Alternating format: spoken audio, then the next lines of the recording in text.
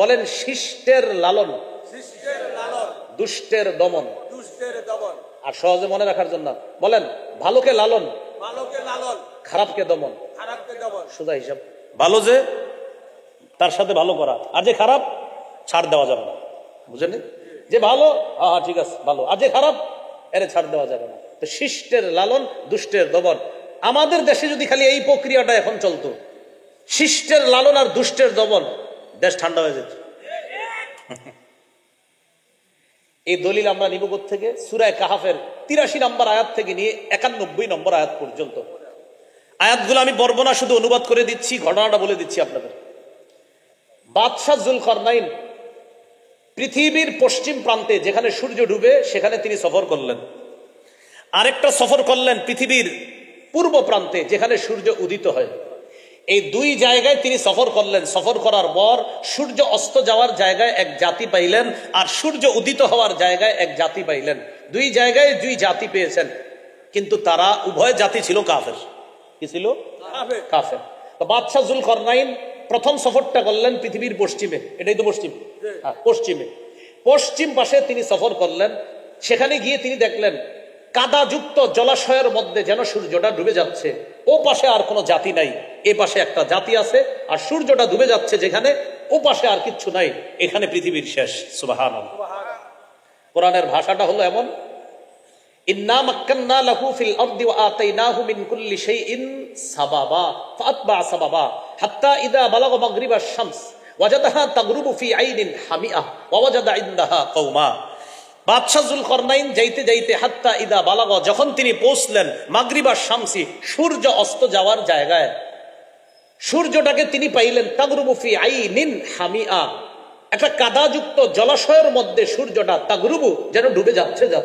ওয়াজাদা ইনদাহা কওমা, সেখানে এক জাতি পাইলেন। সেই জাতির ব্যাপারে আল্লাহ বললেন, কুলনা ইয়া যুলকারনাইন ইম্মা আন তুআযযিবা ওয়া ইম্মা আন তাত্তাখিযা ফীহিম হুসনা। ও বাদশাহ যুলকারনাইন, এরা হলো কাফের, তাদের ব্যাপারে হয়তো আপনার শাস্তির ফয়সালা হতে পারে, না হয় তাদের ব্যাপারে সুন্দর কোন পদ্ধতি আপনি গ্রহণ করতে পারেন। আল্লাহ বাদশাকে অপশন দিলেন কয়টা? হয়তো শাস্তি দেন, না হয় সুন্দর পদ্ধতি গ্রহণ করেন। বাদশাহ যুলকারনাইন তিনি পদ্ধতি গ্রহণ করলেন। আল্লাহর কাছে বলে ফেললেন, আল্লাহ আমি এই জাতিকে দাওয়াত দিব, আমার দাওয়াত যারা গ্রহণ করবে তাদের সাথে আমার আচরণ হবে সুন্দর, শিষ্টের লালন।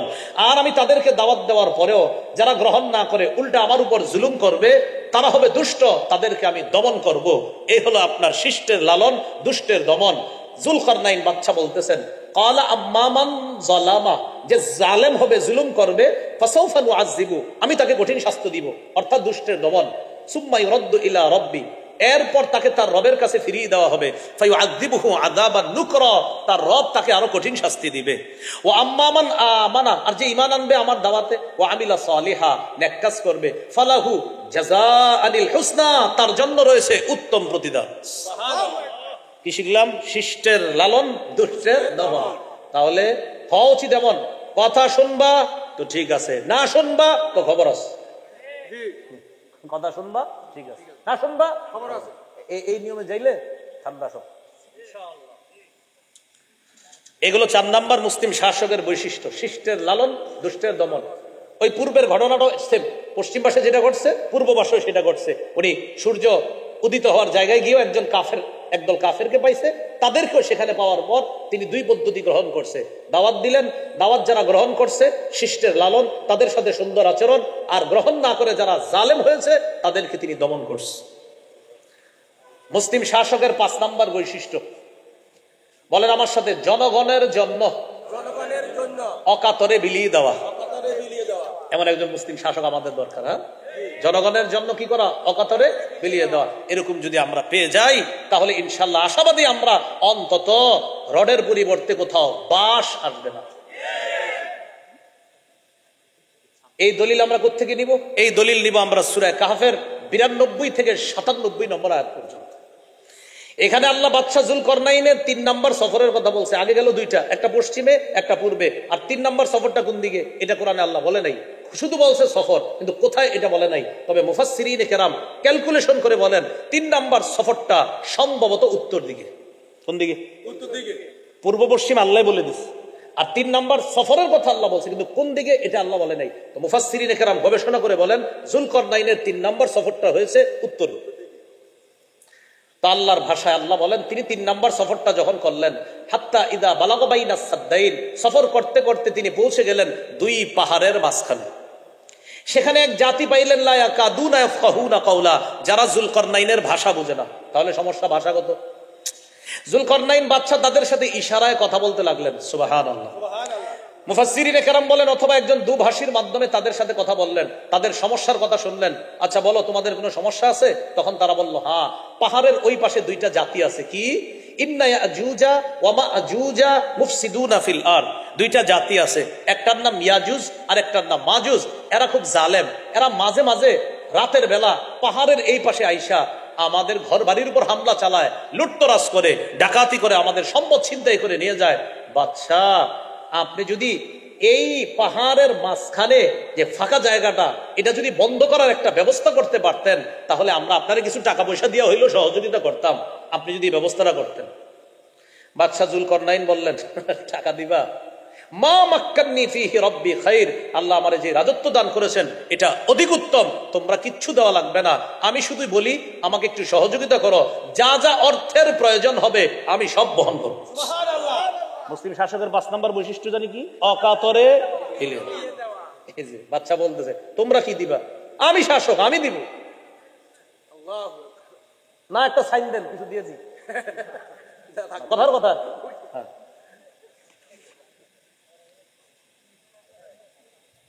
যুলকরনাইন বাদশা তাদেরকে বললেন আতুনি জুবারাল হাদিদ, তোমরা লোহার পাতানো আমার কাছে। তারা লোহার পাত আনলো, আনার পর হাত্তা ইদা সাওয়া বাইনা সাদাফাইন, এই লোহার পাতগুলা 2 পাহাড়ের মাঝে যে ফাঁকা জায়গাটা এখানে রাখতে লাগলো। রাখতে রাখতে তাকান এইদিকে, মনে করেন এই 2টা পাহাড়, এটা পাহাড় এটা পাহাড়, এই 2 পাহাড়ের মাঝখানে একদম লোহার পাতগুলা রাখতে রাখতে পাহাড়ের চূড়া বরাবর হয়ে গেছে। মানে 2 পাহাড়ের চূড়া বরাবর এখন লোহা আর লোহা, ফাঁকা জায়গাটায় লোহা। তবে লোহায় তো কোনো পার্টিশন নাই, শুধু লোহা ফালাইছে। বাদশাহ যুলকরনাইন বললেন এক কাজ করো, উনফুখু, আগুন জ্বালাও, আগুনের মধ্যে ফু দেওয়ার ব্যবস্থা করো, হাওয়া দেওয়ার ব্যবস্থা করো, যেটা আমরা বর্তমানে দেখতে পাই বিভিন্ন বাজারে, ওই যে লোহার দাঁত বিভিন্ন কিছু বানায়। উনফুখু, হ্যাঁ তামা, এটার মধ্যে ফু দাও, বাতাসের দেওয়ার ব্যবস্থা করো। উনফুখু, হাওয়া দেওয়ার ব্যবস্থা করো। তামাকে হাওয়া দিয়ে এটাকে প্রজ্বলিত করার পর এরপর এই তামাটা আমার কাছে তোমরা নিয়ে আসো। উফরিগ আলাইহি কিতরা, আমি এই গলিত তামা ইত্যাদি এইগুলা তোমরা গরম করার পর এটা আমার কাছে নিয়ে আসো, আমি এটা ওই যে লোহার পাতগুলা রাখছি এখানে আমি দিয়ে দিব। তখন বাদশাহ যুলকরনাইন লোহার পাতের উপর এই তামাগুলা ছেড়ে দেওয়ার পর ফাঁকা ফাঁকা জায়গাগুলা বন্ধ হয়ে গেল। আল্লাহ তাআলা বলেন এমন ভাবে একটা পার্টিশন তৈরি হলো, ইয়াজুজ মাজুজ চাইলেও উপর দিয়ে আসতে পারবে না, অথবা কোন ছিদ্র তারা তালাশ করে পাবে না। আল্লাহর ভাষায় 16 পারা 3 নম্বর পৃষ্ঠার শুরুটা দেখবেন, ফামাসতাউ আইয়াযহারুহু ওয়ামাসতাউ লাহু নাকবা, সূরা কাহফের 97 নম্বর আয়াত, 16 পারা 3 নম্বর পৃষ্ঠা, হাফিজি কুরআন মাজিদ অনুযায়ী একদম প্রথম লাইনটা, ফামাসতাউ আইয়াযহারুহু, ইয়াজুজ মাজুজ এটা আর অতিক্রম করতে পারে না, ওয়ামাসতাউ লাহু নাকবা, খুঁজে কোনো ছিদ্র আর পায় না। এগুলো মুসলিম শাসকের 5 নম্বর গুণ, অকাতরে বিলিয়ে দেওয়া। বলেন তো এই যে পাত তৈরি করলো, দেয়াল তৈরি করলো, সব খরচ বহন করলো কে? বলেন শাসক। কে বহন করছে?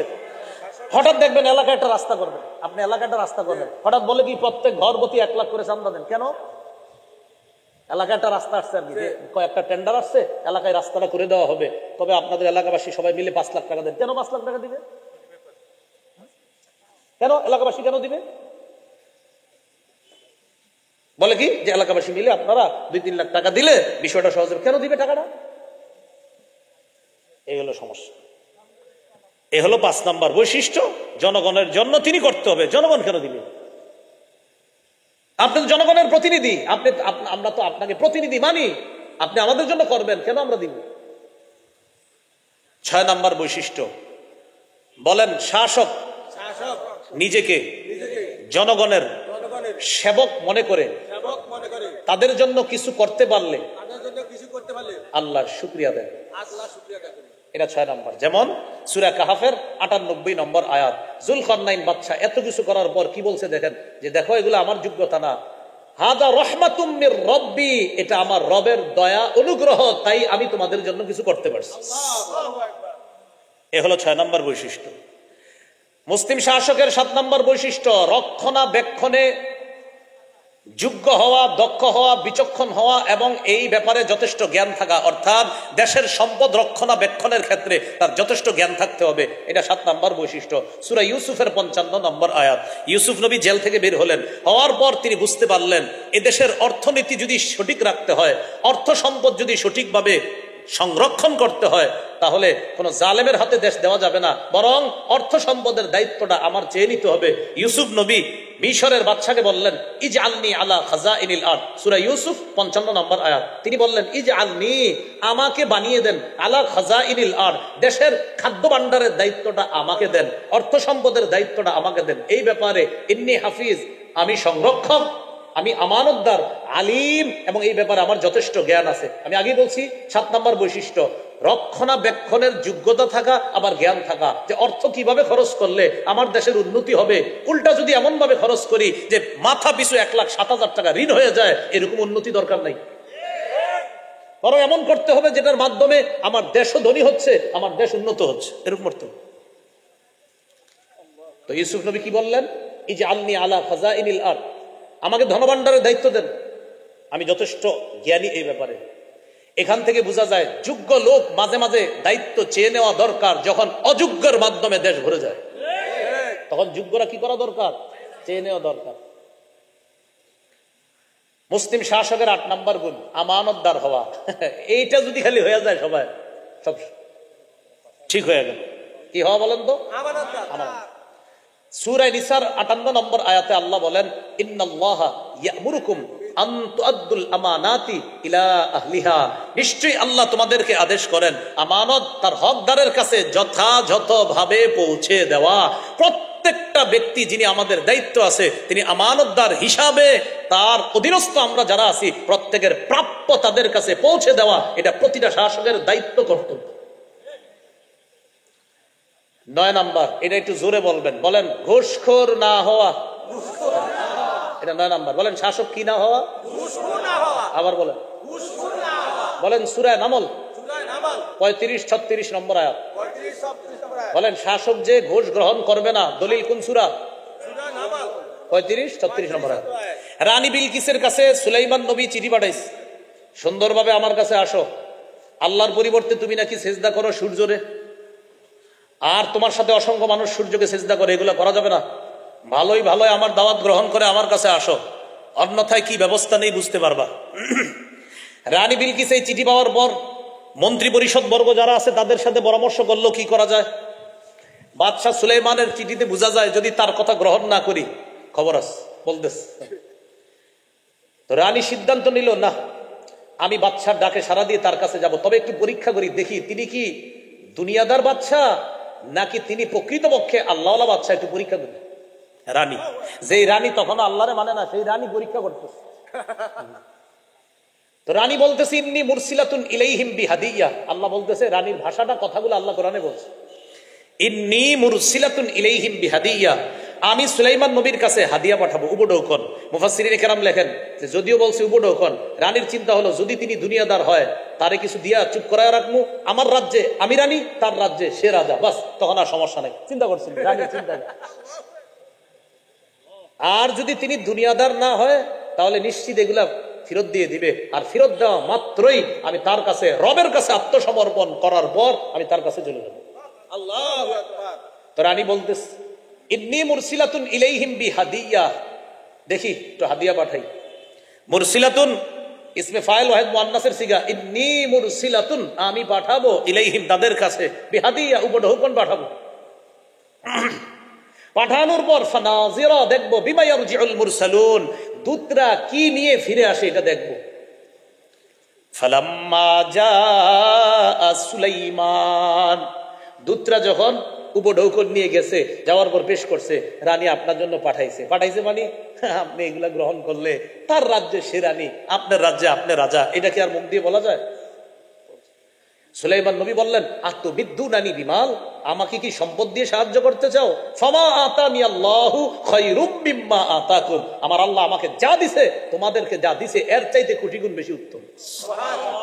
যাও নিয়ে যাও। রানীর কাছে ফেরত আসছে, রানী বুঝতে পারছে যে না, এটা তো ঘোষ না, ঘোষ টোর দেওয়া লাভ হবে না।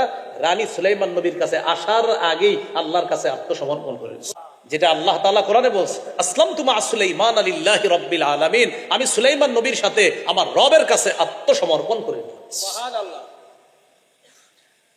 এই গেল 9 নাম্বার, ঘুষখোর না হওয়া শাসক। সর্বশেষ 10 নাম্বার, বলেন আল্লাহর বিধান অনুযায়ী ফয়সালা করা। মানব রচিত কোন বিধান, বলেন অনুসরণ করা যাবে না, আল্লাহর বিধান অনুযায়ী ফয়সালা করতে হবে। সূরা মাইদা 48 নম্বর আয়াতে আল্লাহ বলেন, ওয়া আনজালনা ইলাইকাল কিতাবা বিল হক, আমি আপনাকে কিতাব দিয়েছি, সত্য কিতাব, মুসাদ্দিকাল লিমা বাইনা ইয়াদাইহি মিনাল কিতাব, এই কিতাবটা তার পূর্বের কিতাবকে সত্যায়নকারী, তথা তাওরাত, ইনজিল, জাবুরের যে আল্লাহর বিধানগুলা, এগুলোকে কোরআন সত্যায়ন করে। শুধু তাই না, ওয়া মুহাইমিনান আলাইহি, অন্যান্য কিতাবের বিধানগুলোও কোরআন সংরক্ষণ করে। সুবহানাল্লাহ। ফাহকুম বাইনাহুম বিমা আনজালাল্লাহ, অতএব আল্লাহ যা নাজিল করেছে এই অনুযায়ী নবী আপনি ফয়সালা করবেন। এটা হলো সূরা মাইদার 48। সূরা মাইদার 50 নম্বর আয়াতে আল্লাহ বলেন, আফা হুকমাল জাহিলিয়াতি ইয়াবগুন, তারা কি জাহিলি বিধান চায়? আল্লাহ বলতেছে, আফা হুকমাল জাহিলিয়াতি ইয়াবগুন, তারা কি জাহিলি বিধান চায়? ওয়ামান আহসানু মিনাল্লাহি হুকমান লিকাওমি ইউকিনুন, বিশ্বাসীদের জন্য আল্লাহর চেয়ে উত্তম বিধানদাতা আর কে আছে? সুবহানাল্লাহ। আল্লাহ বলেন, তারা কি জাহিলি বিধান কামনা করে? আরে যারা বিশ্বাস রাখে তাদের জন্য আল্লাহর চাইতে উত্তম বিধানদাতা আর কে আছে? বনি ইসরাইলরা মুসা নবীকে বললেন, মুসা, আমরা যেন শরীয়ত সঠিকভাবে পালন করতে পারি, একটা কিতাব হইলে ভালো হয়, কিতাবটা খুইলা খুইলা পড়বো আর ওই অনুযায়ী চলবো। মুসা নবী আল্লাহর কাছে দোয়া করলেন, আল্লাহ, আমার জাতি একটা পাণ্ডুলিপি চায়, একটা বাইন্ডিং এর মধ্যে পুরো শরীয়তটা লিখিত আকারে চায়, যেন তারা এটা খুলে এটার মধ্যে শরীয়তটা বিস্তারিত ভাবে পেয়ে যায়। আল্লাহ মুসা নবীর দোয়া কবুল করে বললেন, আসেন তুর পাহাড়ে। মুসা নবীকে আল্লাহ তুর পাহাড়ে নিয়ে গেলেন। তুর পাহাড়ে মুসা নবীকে নিয়ে যাওয়ার পর আল্লাহ বললেন, 30 রাত এখানে আপনি ইতিকাফ করবেন। মুসা নবী তুর পাহাড়ে চলে গেলেন 30 রাতের জন্য। আল্লাহ তাআলা খুশি হয়ে আরো 10 রাত দিলেন ইবাদতের জন্য। এই মোট 40 রাতের জন্য মুসা নবী তার জাতির কাছ থেকে চলে গেলেন তুর পাহাড়ে। তাহলে জাতির দায়িত্ব কে পালন করবে? মুসা নবী তার ভাই হারুন নবীকে বললেন, ভাইজান, আপনি দায়িত্ব পালন করবেন আমার অনুপস্থিতিতে। শোনেন, ন্যায়ের পথে থাকবেন, অন্যায়কারী যারা তাদের পথের অনুসরণ করবেন না। মুসলিম শাসকের 3 নাম্বার গুণ হলো ন্যায়ের পথে থাকা, অন্যায়ের পথ পরিহার করা। আর সুন্দরভাবে মিলায়া বললে, অন্যায়ের পথ পরিহার করে ন্যায়ের পথে চলা। এবার কোরআনের আয়াত শোনেন, সূরা আরাফ 142 নম্বর আয়াত আল্লাহ বলেন, ওয়া ওয়া'আদনা মূসা 30 লাইলা, আমি মুসাকে 30 রাতের ওয়াদা করলাম, তুর পাহাড়ে নিয়ে আসলাম 30 রাত ইতিকাফের জন্য। ওয়া আতমামনাহা বিআশরিন,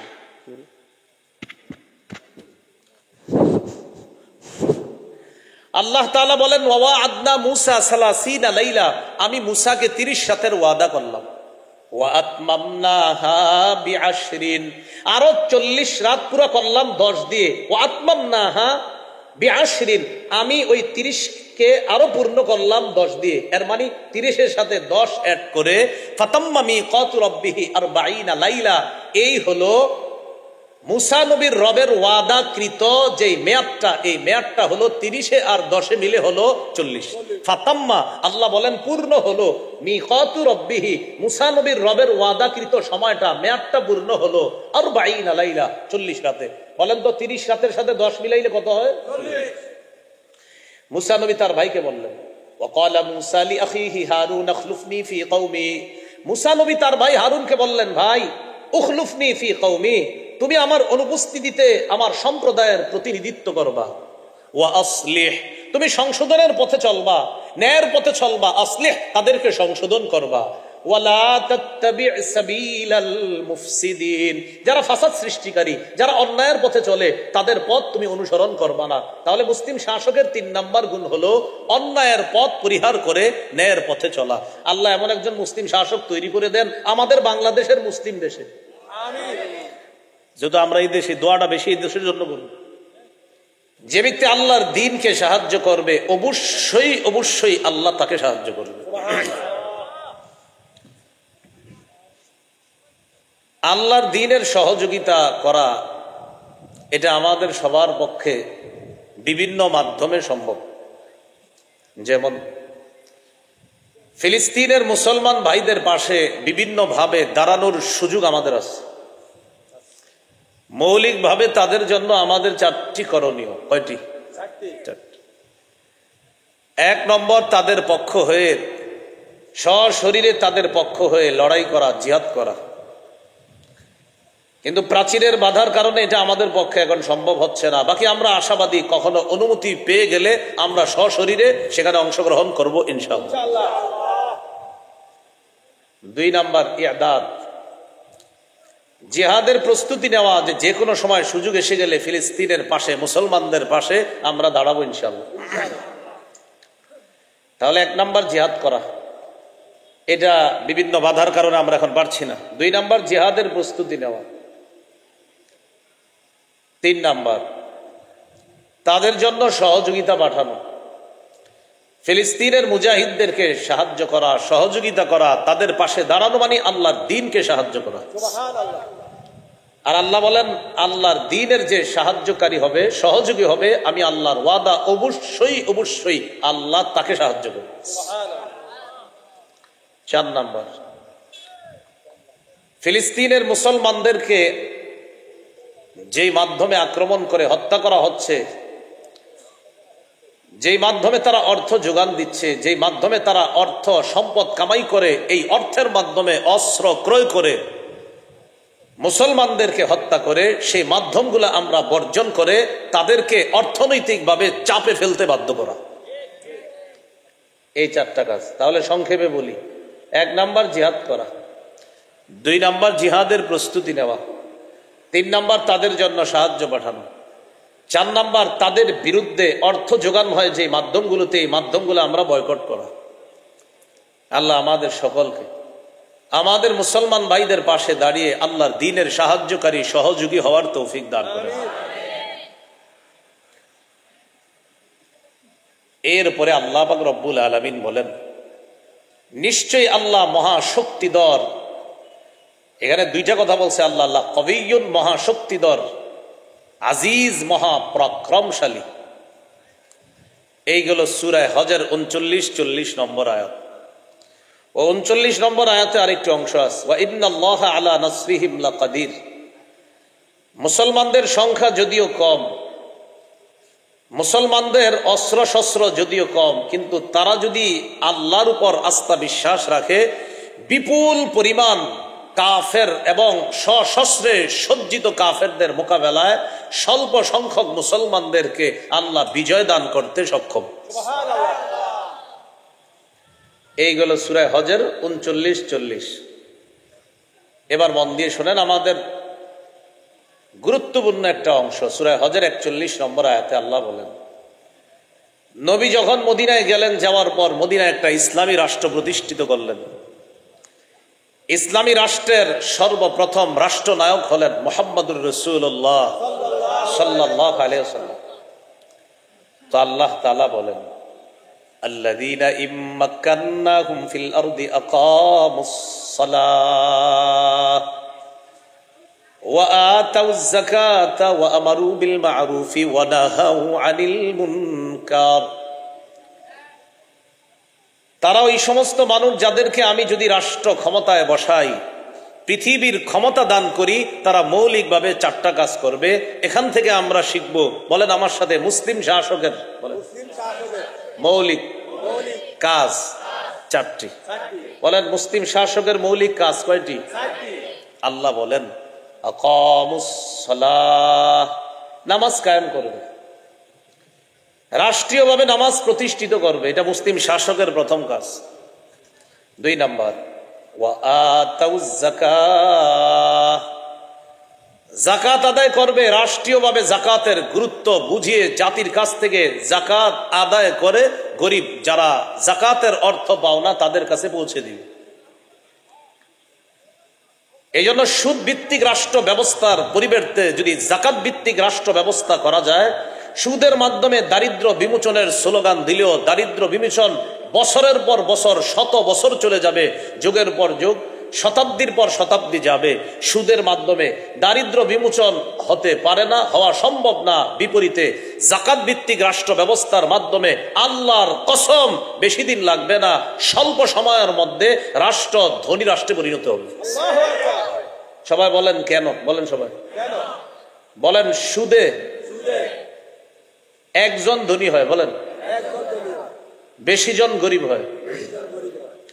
এক ধনী ব্যক্তি সুদে টাকা দিছে 100 জনকে, এখন 100 জন তারা সুদের টাকা পরিশোধ করতে করতে এরা আরো গরিব হয়, ধনী হয় একজন যে টাকা দিছে। তাহলে সুদ ভিত্তিক অর্থ ব্যবস্থায় ধনী হয় একজন, গরিব হয় অসংখ্য।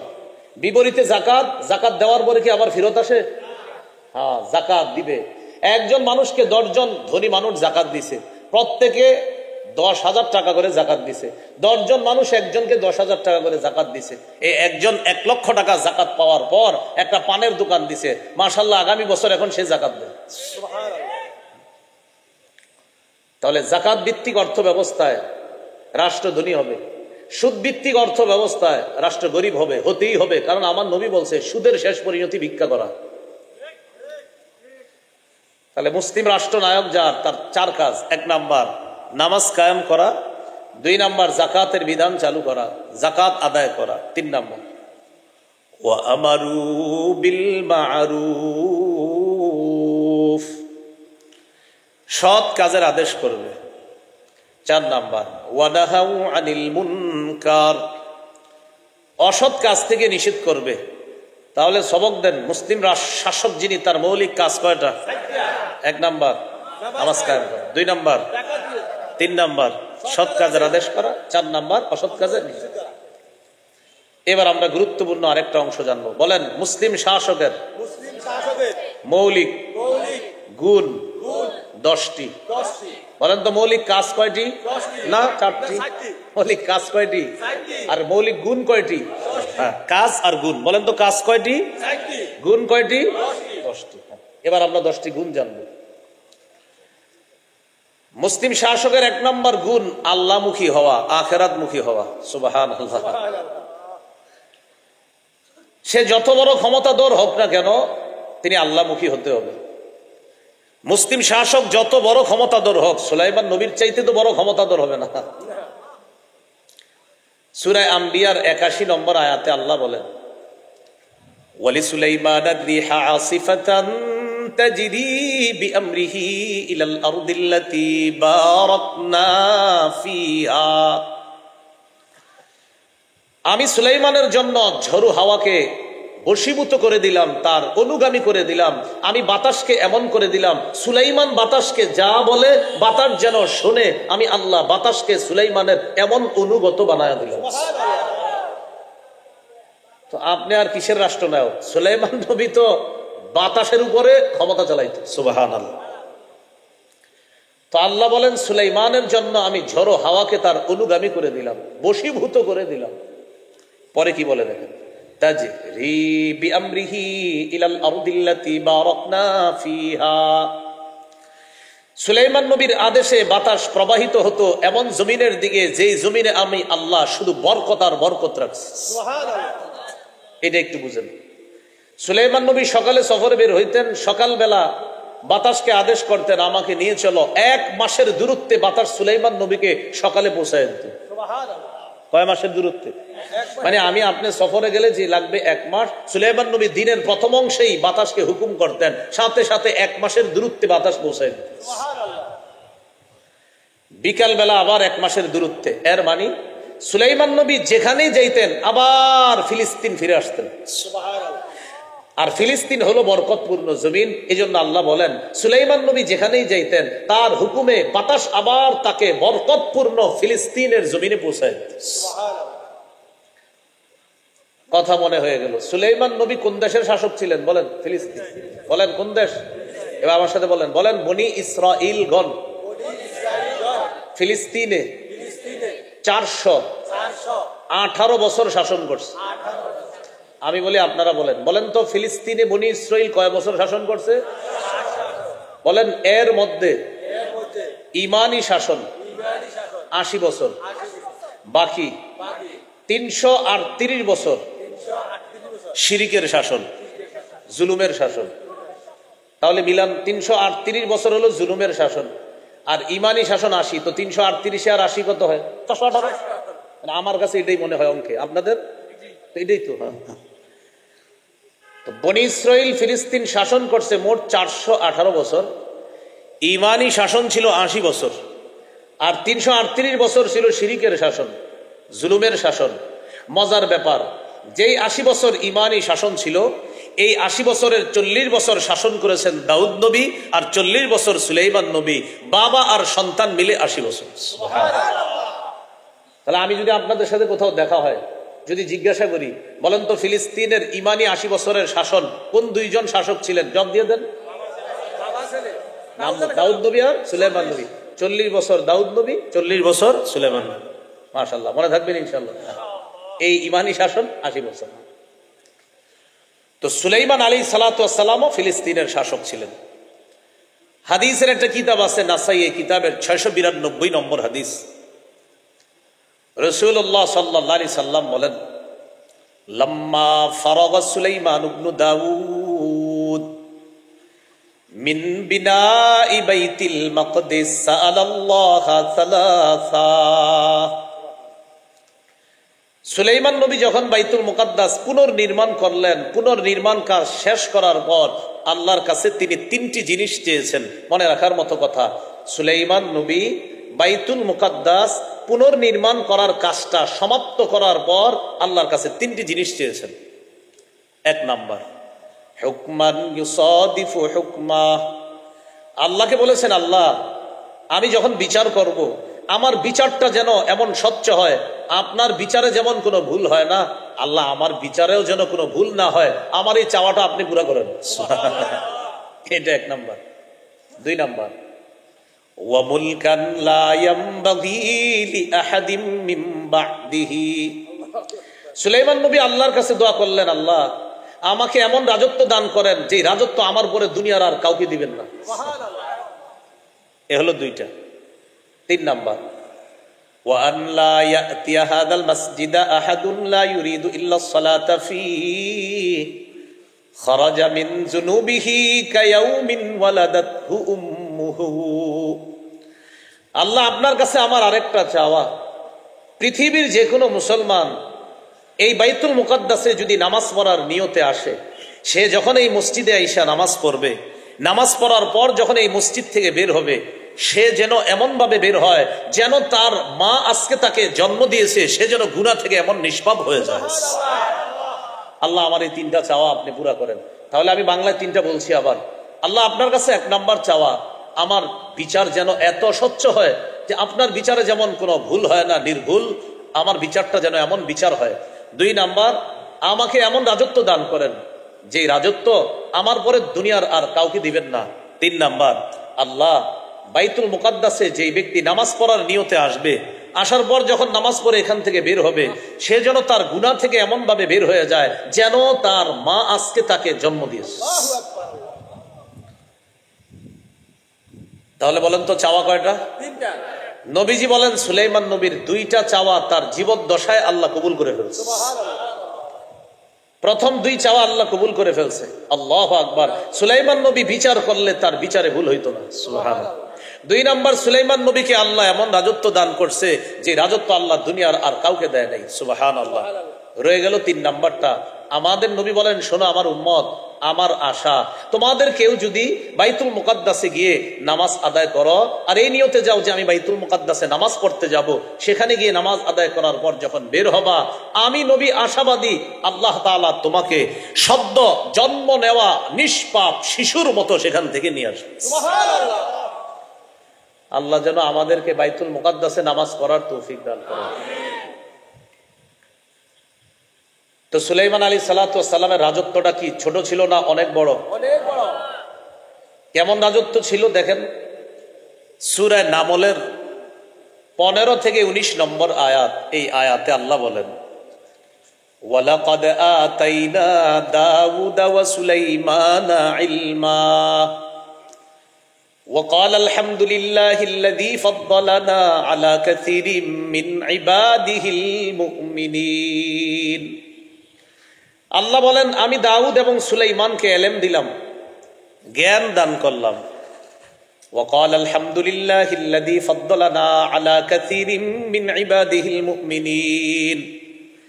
বাবা এবং ছেলে দুইজনেই বললেন, সমস্ত প্রশংসা আল্লাহর, যে আল্লাহ আমাদেরকে অসংখ্য মুমিন বান্দার উপর শ্রেষ্ঠত্ব দান করেছেন।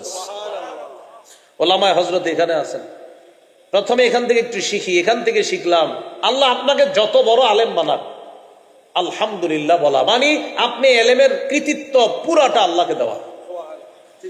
দাউদ নবী সুলাইমান নবী বললেন, সমস্ত প্রশংসা আল্লাহর, যে আল্লাহ আমাদেরকে তার মুমিন বান্দাদের উপর শ্রেষ্ঠত্ব দান করেছেন।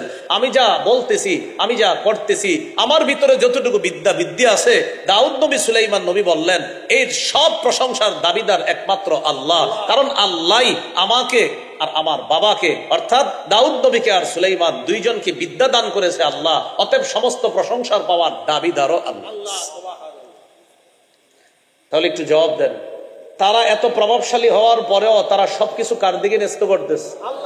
মনে আসেনি মুসলিম শাসকের 1 নম্বর গুণ, তিনি আল্লাহমুখী হবে। সুবহানাল্লাহ। এবার সুলাইমান নবীর ব্যাপারে আল্লাহ বলেন, ওয়াওয়ারিথা সুলাইমানু দাউদ ওয়া ক্বালা ইয়া আইয়ুহান নাসু উল্লিমনা মানতিকাত তাইর ওয়া উতিনা মিন কুল্লি শাই। সুলাইমান নবী দাউদ নবীর উত্তরাধিকার হলেন। হওয়ার পর সুলাইমান নবী বললেন, হে মানুষ শোনো, আমাকে পাখির ভাষা শিক্ষা দেওয়া হয়েছে, আমাকে সব জিনিসের নিয়ামত দান করা হয়েছে। বাকি তোমরা শোনো, এই যে এত বড় রাজত্ব আমাকে দেওয়া হয়েছে, ইন্না হাযা লাহুয়াল ফাদলুল মুবিন, এটা স্পষ্ট অনুগ্রহ, এটা আমার কোনো যোগ্যতা না। আমার এত বড় রাজত্ব যে পাখির ভাষাও আমি সুলাইমান বুঝি, এটা আল্লাহর পক্ষ থেকে স্পষ্ট অনুগ্রহ, এটা আমার কোনো যোগ্যতা না। আমার রব আমাকে পাখির ভাষা শিক্ষা দিয়েছেন, তাই আমি শিখতে পেরেছি। মনে রাখবা, এটা আল্লাহর স্পষ্ট অনুগ্রহ। বলেন তো মুসলিম শাসকের 1 নম্বর গুণ, তিনি কি মুখী হবে? আল্লাহমুখী। সুলাইমান নবীর এত যোগ্যতার পরেও বলতেছে এই অনুগ্রহ কার? আল্লাহ। আজকের ওয়াজটা একটু বুঝার চেষ্টা করবেন, ঠিক আছে? বলেন ইনশাআল্লাহ। এরপরে আল্লাহ বলেন, সুলাইমান নবীর রাজত্ব কেমন ছিল জানো তোমরা? ওয়া হুশিরা লিসুলাইমানা জুনুদুহু মিনাল জিন্নি ওয়াল ইনসি ওয়াত তায়রি ফাহুম ইউজাউন। সুলাইমানের জন্য সমবেত করা হলো জিন, ইনসান, পাখিকুলকে।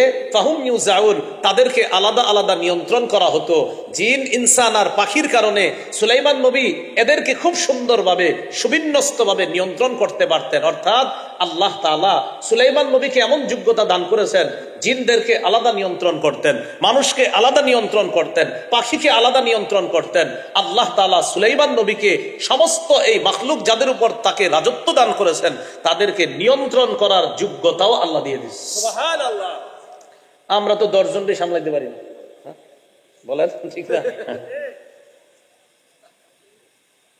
এরপরে আল্লাহ তাআলা বলেন, হাত্তা ইযা আতাউ আলা ওয়াদিন নাম।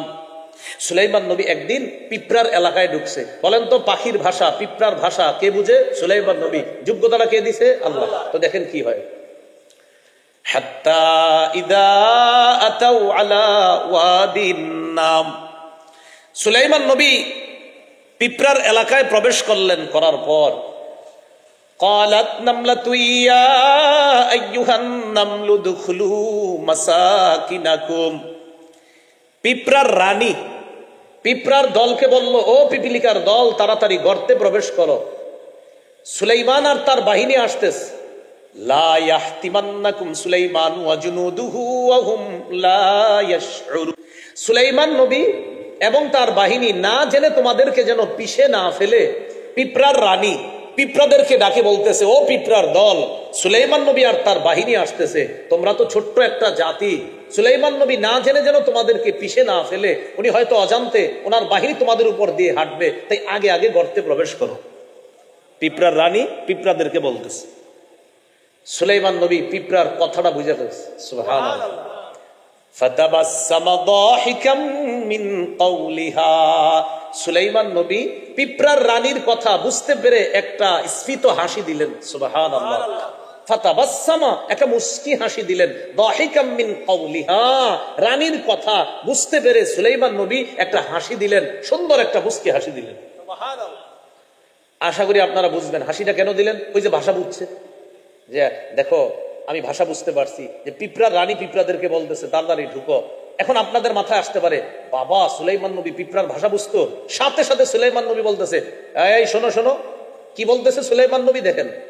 وقال ربي أوزعني أن أشكر نعمتك التي أنعمت علي, সাথে সাথে বলতেছে, আল্লাহ আমাকে তৌফিক দান করেন, আপনি যে নিয়ামত আমারে দান করছেন, আমি পিঁপড়ার ভাষা বুঝে ফেলছি আল্লাহ, আমার মধ্যে যেন অন্য কিছু না চলে আসে আল্লাহ, এটা আপনি যোগ্যতা দিয়েছেন, অতএব তৌফিক দেন আমি যেন আপনার এই নিয়ামতের শুকরিয়া আদায় করতে পারি। মুসলিম শাসকের এক নম্বর গুণ কি মুখী হওয়া, আল্লাহমুখী হওয়া। আল্লাহমুখী। সাথে সাথে বলতেছে ওয়ালা ওয়ালিদাইয়া, আর আমার আব্বা দাউদ নবীকে যে নিয়ামত দান করেছেন এর জন্য যেন আমি আপনার শুকরিয়া আদায় করতে পারি। দাউদ নবীকে কি নিয়ামত দান করছেন? দাউদ নবীকে আল্লাহ তাআলা একই সাথে নবুয়ত এবং রাজত্ব দান করছেন। সুবহানাল্লাহ।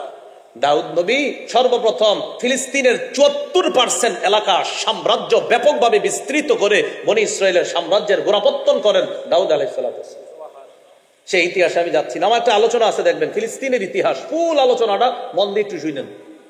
ফিলিস্তিনের ইতিহাস একদম 1917 পর্যন্ত, মানে খ্রিস্টপূর্ব 3200 থেকে নিয়ে 1917 পর্যন্ত একটা আলোচনা আছে। পুরাটা শুনলে আপনি বুঝবেন যে ফিলিস্তিন কেন আমরা ছাড়তে চাই না, আর ইসরায়েলি বাহিনী কেন এটা দখল করতে চায়। তো সুলাইমান নবী আল্লাহর কাছে বললেন, আল্লাহ আমাকে তৌফিক দান করেন আমি যেন আপনার শুকরিয়া আদায় করতে পারি। তাহলে মুসলিম শাসকের এক নাম্বার বৈশিষ্ট্য আল্লাহমুখী হওয়া। আল্লাহ সুলাইমান নবীর উপর এত খুশি হয়েছে যে সুলাইমান যা করে সব আমারে বলে, আমি যেন তাকে তৌফিক দান করি। সুলাইমানকে এত রাজত্ব দান করলাম, সবকিছু সে আমাকে কৃতিত্ব দেয়। সুলাইমান নবীর প্রশংসা করে আল্লাহ তাআলা কোরআনের মধ্যে বলে দিয়েছেন, সূরা সাদের 30 নম্বর আয়াতে আল্লাহ বলেন, নি'মাল আবদু ইন্নাহু আওয়াব। সুলাইমান নবী আল্লাহর প্রশংসা করছে আর আল্লাহ সুলাইমান নবীর প্রশংসা করছে। সুবহানাল্লাহ। বলেন সুলাইমান নবী কার প্রশংসা করছে? আল্লাহ। তাহলে মুসলিম শাসক সুলাইমান নবী কার প্রশংসা করছে? আল্লাহ। আর আল্লাহ সুলাইমান নবীর প্রশংসা করছে। সূরা সাদের 30 নম্বর আয়াতে আল্লাহ বলেন, ওয়া ওয়াহাবনা লিদাউদা সুলাইমান, আমি দাউদকে সুলাইমান নামে একটা সন্তান দান করেছি। নি'মাল আব্দু, সে কতই না নেক বান্দা, কতই না উত্তম বান্দা। সাথে সাথে আল্লাহ বলেন, ইন্নাহু আওয়াব, সে বারবার শুধু আল্লাহমুখী হয়। আওয়াব মানে যে অধিক পরিমাণে আল্লাহমুখী হয়। আর আমি প্রথমেই বলছি মুসলিম শাসকের এক নাম্বার গুণ আল্লাহমুখী। বলেন তো মুসলিম শাসকের কাজ কয়টা? 4টা। হ্যাঁ মাশাআল্লাহ। গুণ কয়টা? 10টা। এক নাম্বার আল্লাহমুখী হওয়া। মুসলিম শাসকের 2 নাম্বার গুণ ইনসাফ কায়েম করা। বলেন ইনসাফ কায়েম করা। ইনসাফ। মুসলিম শাসক যদি ইনসাফ কায়েম করতে না পারে, এটা না করে যদি জুলুম করে আর জালেম হয়, এই জালেমের পতনটা ঘটার পর যদি পরবর্তীরা শিক্ষা না নেয়, তাহলে পরবর্তী জালেমের পতনটা হবে পূর্বের জালেমের চেয়ে আরো ভয়ঙ্কর। না এটা আসলে ঠিক, এটা রেডিমেড ঠিক না। মাহফিলে অনেক সময় আমরা ঠিক বলি রেডিমেড, কিন্তু এটা আসলে ঠিক। তাহলে একটা সুন্দর বাংলা বলি, বলেন পতিত স্বৈরাচার জালেম থেকে যদি পরবর্তীরা শিক্ষা না নেয়, উল্টা যদি পরবর্তীরা জালেম হয়, তাহলে পতিত জালেমের চাইতে পরবর্তী জালেমের পরিণতি আরো ভয়ঙ্কর হবে। কারণ বলেন, কারণ আল্লাহ সব দেখে। খুব সাবধান। তাহলে মুসলিম শাসকের 2 নম্বর বৈশিষ্ট্য ইনসাফ কায়েম করা। সূরা সাদের 26 নম্বর আয়াতে আল্লাহ বলেন, ইয়া দাউদু ইন্না জাআলনাকা খলিফাতান ফিল আরদি ফাহকুম বাইনান নাসি বিল হাক্কি ওয়ালা তাত্তাবি'িল হাওয়া ফায়ুদিল্লাকা আন সাবিলিল্লাহ ইন্নাল্লাযীনা ইয়াযিল্লুনা আন সাবিলিল্লাহি লাহুম আযাবুন শাদীদুম বিমা নাসু ইয়াওমাল হিসাব। সূরা সদের 26 নম্বর আয়াতে আল্লাহ বলেন, ইয়া দাউদ, হে দাউদ, ইন্না জাআলনাকা খলিফাতান ফিল আরদ, আমি আপনাকে পৃথিবীতে খলিফা বানিয়েছি, শাসক বানিয়েছি, দুনিয়ার দায়িত্ব দিছি। ফাহকুম বাইনান নাসি বিল হক, আপনি মানুষের মাঝে সঠিকভাবে বিচার করেন, ইনসাফ করেন। ফাহকুম, আপনি বিচার করবেন, বাইনান নাস, মানুষের মাঝে, বিল হাক্কি, সঠিকভাবে। ওয়ালা তাত্তাবিল হাওয়া, বিচার করতে গিয়ে নিজের খেয়াল খুশি শুনবেন না, নিজের মন যা বলবে এটা শুনবেন না। কি বলে দেখেন, ওয়ালা তাত্তাবিল হাওয়া, বিচার করতে গিয়ে নিজের খেয়াল খুশির অনুসরণ করবেন না। যদি করেন ফায়ুদিল্লাকা আন সাবিলিল্লাহ, তাহলে আপনার এই খেয়াল খুশির অনুসরণ আপনাকে আল্লাহর রাস্তা থেকে বিচ্ছুত করে দিবে, আল্লাহর রাস্তা থেকে দূরে সরায় দিবে। একজন নবীরে আল্লাহ এই কথা বলতেছে যে আপনি যদি খেয়াল খুশির অনুসরণ করেন তাহলে এই অনুসরণ আপনাকে আল্লাহর রাস্তা থেকে দূরে সরায়া দিবে। চিন্তা করেন, এক নবীকে আল্লাহ এই কথা বলতেছে। তো আমাদের যুগে যারা শাসক, এদের কি অবস্থা?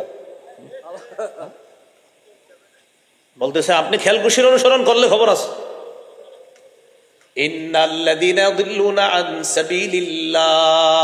আল্লাহ বলেন, যারা আল্লাহর রাস্তা থেকে বিচ্যুত হয়ে যাবে, দূরে সরে যাবে, খেয়াল খুশির অনুসরণ যারা করবে, লাহুম আযাবুন শাদীদুম বিমা নাসু ইয়াউমাল হিসাব, তারা বিচারের দিবসকে ভুলে যাওয়ার কারণে তাদের জন্য কঠিন শাস্তি। এই আয়াত থেকে বোঝা যায়, কোন শাসক যখন জালেম হয়, জুলুম করে, নিঃসন্দেহে সে বিচার দিবসকে ভুলে যায়, হিসাবের দিবসকে ভুলে যায়। আল্লাহর কাছে যে তার হিসাব দিতে হবে এটা ভুলে যাওয়ার কারণে কোন মুসলিম শাসক জালেম হয় কখন? যখন আল্লাহর সামনে দাঁড়ানোর কথা ভুলে যায়, তখন মুসলিম শাসকও জালেম হয়ে যায়।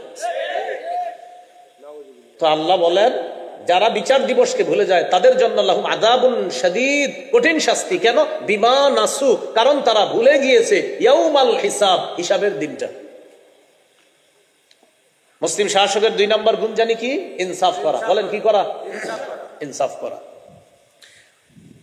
ইংরেজিতে একটা প্রবাদ আছে, নো জাস্টিস নো পিস, বিচার নাই শান্তি নেই। কি নাই? বিচার নাই, শান্তি নেই। একজন ইংরেজি দার্শনিক আমাদের নবীর ব্যাপারে বলেছেন যে আই বিলিভ দ্যাট, তিনি বলেন আমি এটা বিশ্বাস করি, if a man like him, him দ্বারা উদ্দেশ্য মুহাম্মদ সাল্লাল্লাহু আলাইহি সাল্লাম, if a man like him মানে লাইক মুহাম্মদ সাল্লাল্লাহু আলাইহি সাল্লাম, কোন ব্যক্তি যদি এই যুগে মুহাম্মদ সাল্লাল্লাহু আলাইহি সাল্লামের মতো হতে পারে, what to assume the dictatorship of the modern world, আর সে যদি বর্তমান পৃথিবীর এক নায়কত্ব গ্রহণ করে, দেখেন কি বলে, যে মুহাম্মদ সাল্লাল্লাহু আলাইহি সাল্লামের মতো কোন ব্যক্তি বর্তমান যুগে যদি সারা পৃথিবীর এক নায়কত্ব গ্রহণ করে, যে মুহাম্মদ সাল্লাল্লাহু আলাইহি সাল্লামের মতো একজন নায়ক পাওয়া গেছে পৃথিবীতে, তাহলে কি হবে? তো বলতেছে তিনি, হি উড সাকসেস ইন, তিনি বলতেছে সে সফল হবে কোন ক্ষেত্রে? ইন সলভিং ইটস প্রবলেমস, পৃথিবীর যত সমস্যা আছে সব সমস্যার সমাধান করতে তিনি সক্ষম হবে। সুবহানাল্লাহ। এটা কিন্তু কোনো মুসলমানের কথা না, একজন ইংরেজি দার্শনিকের কথা। সাথে সাথে বলতেছে in a way that would bring it the much needed peace and happiness, এবং মানুষ যে সুখ শান্তি চায়, মুহাম্মদ সাল্লাল্লাহু আলাইহি সাল্লামের মতো একজন রাষ্ট্রনায়ক সেই সুখ শান্তি পৃথিবীতে আনতে পারে, এছাড়া অন্য কেউ আনতে পারবে না। একজন ইংরেজি দার্শনিকের কথা। তাহলে কি শিখলাম? পৃথিবীর শান্তি চাইলে আমাদের নবীর মতো শাসক দরকার। এই জন্য মহাত্মা গান্ধী বলছে না ভারতের, যে দুনিয়াতে শান্তি চাও তো ওমরের শাসন ফিরিয়ে আনো, অন্যথায় শান্তি আসবে না। এটা একজন হিন্দু পণ্ডিতের কথা, ভারতের আপনার যারা তাকে পূজনীয় ব্যক্তি মনে করে, তিনি বলতেছেন পৃথিবীতে শান্তি চাও, ওমরের মতো শাসন কায়েম করো পৃথিবীতে। আল্লাহ তাআলা আমাদের বাংলাদেশ সংখ্যাগরিষ্ঠ মুসলমানের দেশ, 90% বেশি মুসলমানের এই দেশটাকে যেন আল্লাহ ইসলামী একটা রাষ্ট্র বানিয়ে আমাদের এই দেশে যেন একজন আদর্শ মুসলিম শাসক তৈরি করে দেয়। যে শাসকের মৌলিক কাজ হবে কয়েকজন, কয় 10টা, কয়টা? আর মৌলিক গুণ হবে মাশাআল্লাহ। আমাদের 2 নম্বর গুণ চলতেছে ইনসাফ কায়েম করা। মাঝে মাঝে বলি আর কি, মনে থাকেনি আপনাদের। আচ্ছা, এবার একটা হাদিস শোনাবো আপনাকে। এই হাদিসটা যারা পারেন শুধু বাংলায় খালি লিখে রাখবেন, আর সারা দুনিয়ার মানুষকে গর্বের মতো হাদিসটা শুনিয়ে দিবেন। আরবিটা বলার প্রয়োজন নাই, শুধু বাংলাটা শুনিয়ে দিলে হবে। বাংলা বিষয়বস্তুটা খালি শোনায় দিবেন। বলেন ইনশাআল্লাহ, গর্বের সাথে শোনাবেন। সহিহ বুখারী 6788 নম্বর হাদিস, কিতাবুল হুদুদ, বাবু কারাহিয়াতি শাফাআ ফি হাদ্দিন রুফিয়া ইলা সুলতান। অধ্যায় আল হুদুদ, বিচার ব্যবস্থা, আল্লাহর পক্ষ থেকে নিয়ম কানুন, এটা হলো অধ্যায়। আল্লাহর আইন কানুন, নবীর আইন কানুন, এটা হলো অধ্যায়। পরিচ্ছেদ, শাসকের কাছে যখন বিচার পেশ করা হয় তখন এই বিচারকে শিথিল করার জন্য সুপারিশ করা এটা নিষেধ। চুরি করার পর অন্যান্য সম্ভ্রান্ত ব্যক্তি যারা আছে তারা টেনশনে পড়ে গেছে, এই চুরির মাত্র মহিলা চুরি করছে, ইস তার হাত কাটা হবে, একটু শিথিল করা যায় না বিষয়টা? অন্যরা চিন্তা ভাবনা করতে শুরু করল। হাদিসের বর্ণনাকারী হলেন আম্মাজান আয়েশা সিদ্দিকা রাদিয়াল্লাহু তাআলা আনহা। হাদিসের ভাষ্যটা এমন, আন্না কুরাইশান আহাম্মাতহুমুল মারআতুল মাখজুমিয়াতুল্লাতী সারাকাত। একজন মাখজুমি নারী চুরি করেছে, তার এই চুরি করাটা মক্কার কুরাইশদের বড় বড় ব্যক্তিদেরকে ভাবিয়ে তুললো, চিন্তায় ফেলে দিল যে এখন কি হবে, এই নারীর তো হাত কাটা হবে। মুহাম্মদ সাল্লাল্লাহু আলাইহি সাল্লামের কাছে সুপারিশ করে দেখি না একটু শিথিল করা যায় কিনা। নাউজুবিল্লাহ।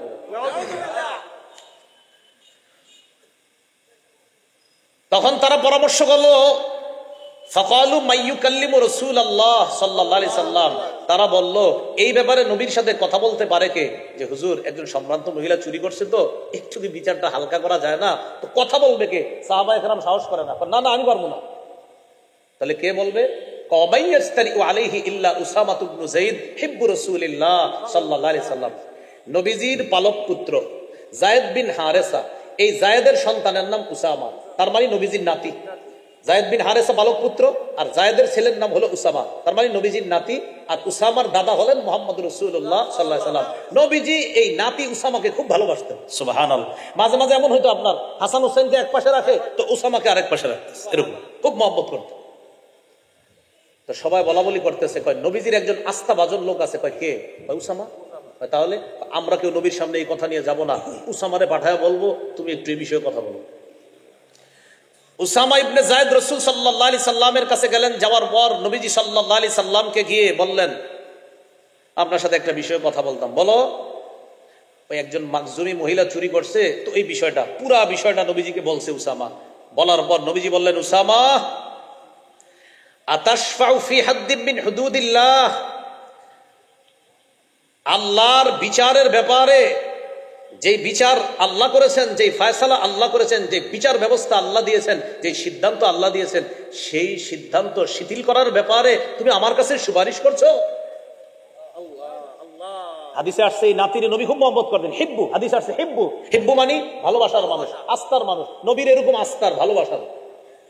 সাথে সাথে নবীজি বললেন, উসামা তুমি কি আমাকে সুপারিশ করছো আল্লাহর বিধানকৃত কোনো ফয়সালা শিথিল করার জন্য? নবীজি বুঝতে পারছে যে অন্যান্যরা আমার সামনে এই ব্যাপারে আসার সাহস না কইরা ওরে পাঠাইছে। সবার সামনে গিয়ে নবীজি দাঁড়াইলেন। সুম্মা কামা ফাখাতাবা, নবী সবার সামনে দাঁড়াইলেন, দাঁড়িয়ে একটা ভাষণ দিলেন। ভাষণের মধ্যে বললেন, আইয়ুহান নাস, হে লোক সকল তোমরা শোনো। ইন্নামা দাল্লা মান কানা ক্বাবলাকুম, তোমাদের পূর্ববর্তী জাতি ধ্বংসের অন্যতম কারণ কি জানো? আন্নাহুম কানু, তাদের অবস্থা ছিল এমন, ইদা সারাকা শরীফ তারাকুহু, তাদের মধ্যে কোন সম্ভ্রান্ত ব্যক্তি চুরি করলে তারা তাকে ছেড়ে দিত। ওয়া ইদা সারাকা দাঈফু ফীহিম আকামু আলাইহিল হাদ্দা, আর যদি কোনো গরিব মানুষ চুরি করত তার উপর শাস্তির বিধান তারা প্রয়োগ করত। তাহলে কি হলো? ধনী হইলে ছেড়ে দিত, আর গরিব হইলে শাস্তি দিত। এই জন্য দেখবেন ধনী বা কোট টাই প্যান্টওয়ালা চোররা সাধারণত ধরা খায় না, কিন্তু আমরা সবাই জানি চোর। আমরা সবাই জানি যে চোর, তো জানার পরেও ধরা খাচ্ছে না কেন? ওই যে উনি একটু প্রেস্টিজ সম্পন্ন, ধরা খায়। ওই বন চুরি করে, যে বন আপনার ওই রুটি কলা ধরা খায়। আর ওই কোট প্যান্ট, কথার কথা আর কি, আপনার এরকম চোরও কিন্তু পাবেন খুঁজতে প্রচুর। কিন্তু জানার পরে এটার নাম কি হয়? এটা আসলে এটা পাচার, চুরি না। এটার নাম কি? কি না? গরিবে করলে নাম কি? চুরি। আর ওই কোট টাইপের বড় জন কেউ যদি করে, এটার নাম কি হয়? পাচার, চুরি না। আসলে কি বিষয়টা কি চুরি কিনা বলেন? সবাই বলেন। ওই চোরের তো বিচার হচ্ছে না।